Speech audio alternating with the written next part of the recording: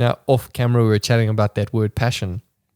It's exactly that. I think you need to actually explain to the guests, because I feel like, again, educational. I feel like that's something they kind of need to, because I feel like, the people that do watch this are the people that could say they are passionate about their field and passionate about this. So let's explain. Well, you're going to explain. Let us take the onion and dive into the layers upon which the tears will David cover. Atterbury.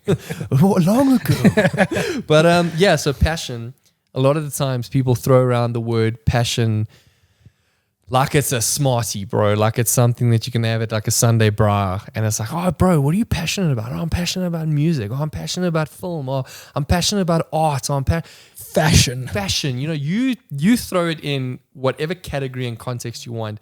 You're passionate about this, and this is your passion, whatever that is. However, a lot of the times people don't realize language matters, and language is so important in the foundation of our understanding and how it sets the tone and trajectory of where we're going.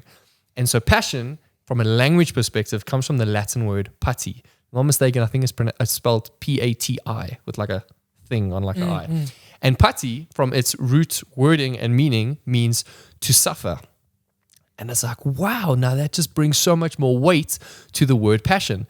And what I always explain to people is that if you cannot understand that passion literally means to suffer, you won't be able to understand that your hard working hours, late nights, early mornings, wanting to give up, feeling like no one understands you, feeling like there's moments where you want to quit, where you kind of sometimes do quit, where you're your biggest critique, where you can't sleep at night, where you don't want to get up in the morning.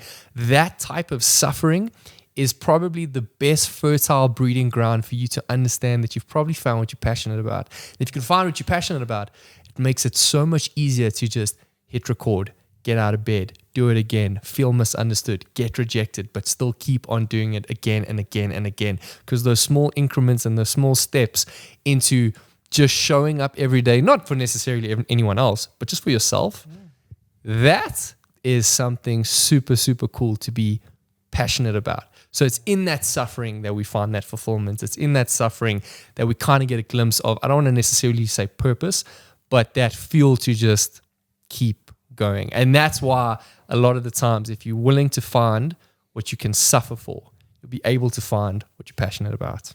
100%. That was all for free, guys. You didn't have to pay. That's some real knowledge that I feel a lot of people need to actually just grasp and understand. Yeah, 100%. Drops mic. Again, we're done. Not Cheers. this mic, it's expensive.